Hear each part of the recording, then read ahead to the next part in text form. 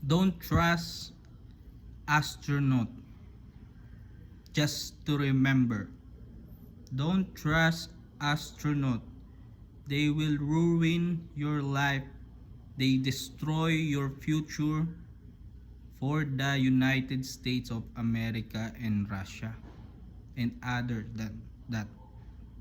Well, it depends on business negotiating agreement.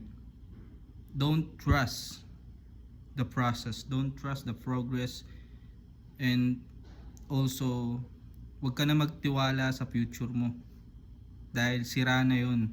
Sinira ng USA, ng Russia at iba pa. Wag ka na magpabahala, wag ka na magpabahala sa Panginoon dahil wala ng Panginoon.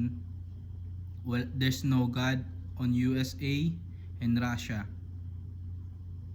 Pinapalabas lang nila yon para makontrol.